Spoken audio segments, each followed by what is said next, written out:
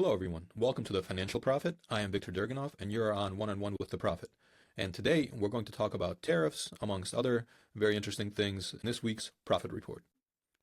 Okay, so let's talk about this tariff situation a little bit, because I woke up early this morning and all pandemonium basically was breaking loose. The NASDAQ 100 was down by almost 3%. We kind of had almost like a replay moment of the DeepSeek event that happened over last weekend. We've had a similar sell-off dynamic over this past weekend, kind of translating into the major indices and stocks being down sharply in after hours. And the thing about this is that we knew that these tariffs were going to take place. We learned about this a while ago, and we had more concrete information on Friday that came out that clearly indicated that the Trump administration was going to implement 25% tariffs on Canada and Mexico and a 10% duty on China starting this weekend. So here we are, and let's discuss these tariffs a little bit. So I've heard that no one really wins in a trade war, but is this really true? So again, the Trump administration imposed 25% tariffs on Mexico, on Mexican and Canadian imports over the weekend, as well as a 10% duty on Chinese imports into the U.S. So the way I view this is, while a clear victor may not emerge, it seems like the U.S. economy may be minimally affected by the tariff mess, while Mexico's and Canada's much smaller and much more dependent economies may find themselves in a recession pretty soon. Now, unless cooler heads prevail and potential concessions are made to de-escalate trade tensions and avoid future issues, there could be some serious repercussions. And again, much more so for Canada and Mexico than the U.S. So while the U.S. imposed tariffs may increase some prices temporarily, they could actually have a net positive effect on the U.S. economy. So the tariff dynamic could make American firms more competitive and provide incentives for more domestic-oriented production and manufacturing to occur. Therefore, U.S. tariffs could have a favorable effect on the U.S. labor market and American GDP. Also, the higher prices may not be transferred down to the U.S. consumer as much as anticipated. So we're hearing so much talk about how the American consumer will have to absorb so much of these extra costs, but that actually may not be the case. While some consumer costs may rise temporarily, and some U.S. importers may absorb some costs, I believe that much of the costs may be absorbed by the foreign exporters, as they may need to lower prices to effectively compete and not to lose their relevance in the U.S. markets. Now, while the market appears negative on tariffs now, it may consider the future benefits of such policy and the intermediate and long-term benefits of a more balanced trade dynamic globally in general. Okay, so let's observe the technicals here. We are looking at the NASDAQ 100 futures, now down by about 1.75%, so we've paired some of the losses. Previously, the NASDAQ 100 was down close to 3%. Now, if we look at this 1-hour chart here, we see that the NASDAQ 100 had a nice rebound off the recent low. This was the DeepSeek crash, actually. So we had a nice recovery following the DeepSeek event, and right up until on Friday, when the president announced that he would indeed be imposing the 25% tariffs on Mexico and Canada and the 10% tariff on Chinese imports. So as soon as that was announced, we saw the market roll over a little bit here, continuing, closing around the low. So we had the negative close, and then we had the gap down open, which was kind of to be expected. So between this high here and this low here, we have about a 5% move, which is very significant. So we've seen about a 5% correction on the tariff news so far. Now, whether we see a more extended 10% correction or so, while it's possible, I don't think there's a high probability. First, we would need to break below 2100 support and then break decisively below 21,000 support, and then break decisively below 20.8 to 20.7 thousand support. So unless these support levels are breached, the market is pretty safe here. So in a base case scenario, I'm looking for some consolidation around 2100 to perhaps around 2150. So we could fill up this gap here, and then eventually, once the volatility dies down, and the market stops overreacting to this tariff data, and perhaps we see some positive economic data in the coming sessions, along with positive earnings, we can probably close this gap and potentially move higher. Basically, the market could put this tariff agenda behind it and kind of look forward to more highs in 2025. Now, if we look at a longer term perspective, so we have a 4-hour chart up here. Now, while some say that this may look negative as we have lower highs here and potentially a lower low coming up, although we haven't seen it yet, we may also look at this as a constructive inverse head and shoulders pattern. So this could be the low point around 20,700, which is why I say that the support level is so important. So again, the crucial element here is to remain above 21,000 in the near term, and then we could potentially have this inverse head and shoulders pattern pan out into a bullish pattern and possibly break out above 22,000 and then possibly make new all-time highs above 22,500 sometime in the not so distant future. All right, so now that we've discussed the technicals, let's talk about these tariffs a little bit more. So again, while I hear that no one wins in a trade war a lot of the time, Canada and not the U.S. stands to lose in this particular trade war, and the same concerns Mexico.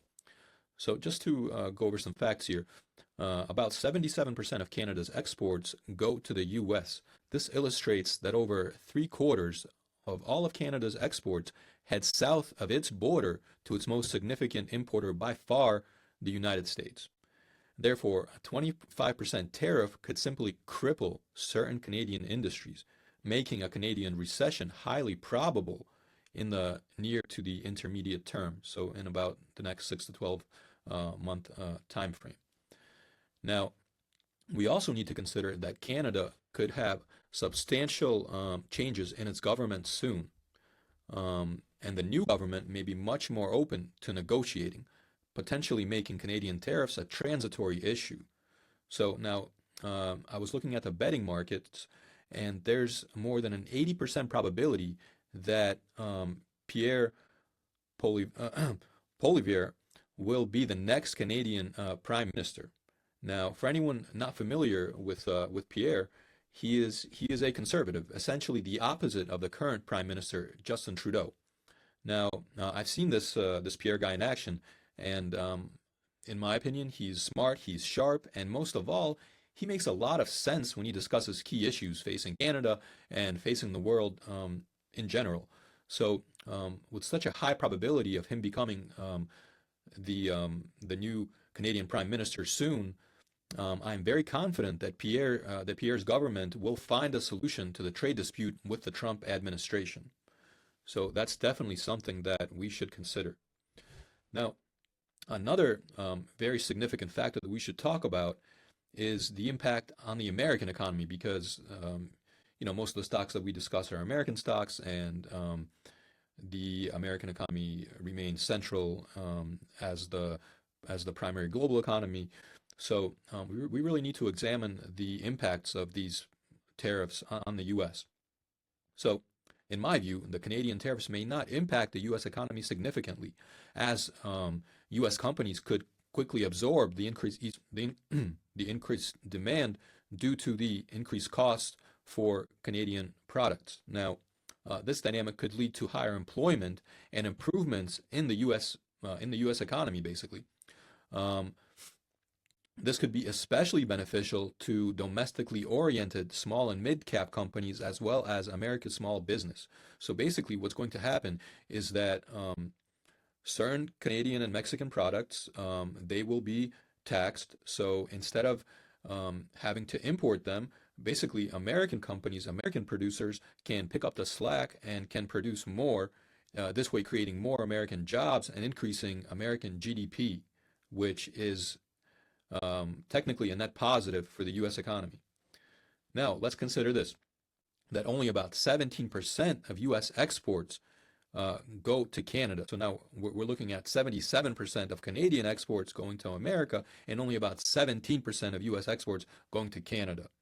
Now, some essential items, they may not be replaced by Canada's much smaller economy as as they can be in the U.S. Thus, the Canadian importer and the Canadian consumer could have to pay much more. Now, additionally, Canada's economy has a much higher probability of falling into a recession due to the trade war, which is why these disputes could soon be resolved. And a similar dynamic is true for Mexico. Now, remember, we're dealing with countries whose economies, and I have nothing against Canada or Mexico. I've been to both countries. I'm a big fan of Canada, and I also like Mexico. But this doesn't change the fact that these countries, their economies, they're smaller than some states in the U.S. For instance, Canada's GDP is only about 2.1 trillion, while the U.S.'s GDP is around 27 trillion, so more than 10 times bigger. Um, of course, the 25% tariffs are going to play a much bigger role, a much more detrimental and negative role on Canada's economy than the US's. Now, Mexico's GDP is even smaller. It's only about 1.7 trillion. So, I mean, if this trade war were a protracted phenomenon, it would likely cause significant damage to Mexico's and Canada's economies, while potentially having limited negative impacts in the U.S. And the intermediate and longer term impacts on the U.S. economies may even be positive. Now, um, discussing tariffs as a negotiating tactic. Now, tariffs are a negotiating tactic, but they must be implemented in order to be effective. Trade partners may not take tariff talk seriously if it is not implemented. Now that America has officially issued some tariffs, they become a much more effective negotiating tactic for future negotiations because countries now understand that America is not just simply talking, that it's actually ready to act, that it has implemented these tariffs that are going to be much more painful on Mexico and Canada than they are going to be on the U.S. So this gives America much better negotiating leverage going forward because now countries will understand that the U.S. is serious and is not afraid to implement tariffs if necessary to improve trade agreements and to improve its national security because at the end of the day you cannot put a price on national security. Now, tariffs that America implements on Mexico and Canada could raise some prices in the U.S. temporarily, but are unlikely to have significant detrimental long-term effect on U.S. economy. Now, these tariffs are also unlikely to cause enough damage to trigger a recession in the U.S., in my opinion, while the opposite is true for Mexico and Canada. Now, on the contrary, intermediate and long-term effects could be positive for the U.S. economy, as tariffs could enable smaller U.S. companies to compete better, supplying more goods and services to the U.S.'s domestic, basically, demand. Now, this dynamic could also improve employment and increase the U.S.'s GDP in future quarters. Moreover, Mexico and Canada essentially face a lose-lose situation, as tariffs implemented against the U.S. will only hurt Mexico's and Canada's domestic industries even more so than they will be hurting already. So basically, these retaliatory tactics that Canada and Mexico are implementing, they're basically just done not to lose faith.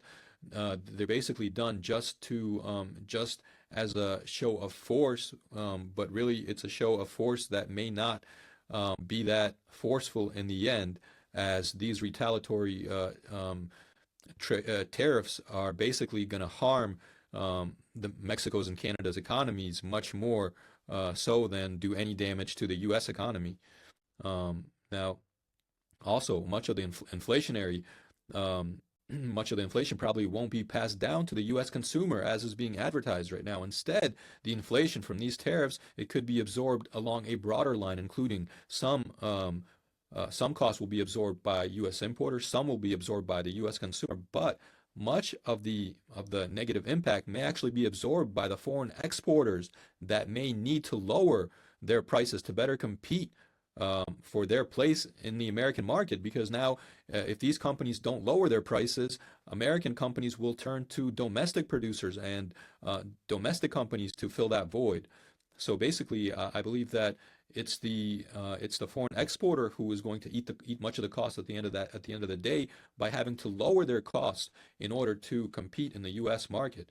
Now, again, we need to remember that the worst thing for any foreign company is to lose its foothold in the U.S. I think everyone should remember this because this is very important. Okay, so that's my report on tariffs. I guess the moral of this story may be not to overreact and buy high quality companies on sale now. And we could potentially see more transitory volatility leading to even more deals in the market in the coming sessions. Also, I wanted to thank you all for watching my profit report. If you enjoyed my video, please press like, click the subscribe button for more videos in the future, and you can also follow me, Victor Durganov, the Financial Prophet, at seekingalpha.com. Thank you very much for watching my video, and have a wonderful day.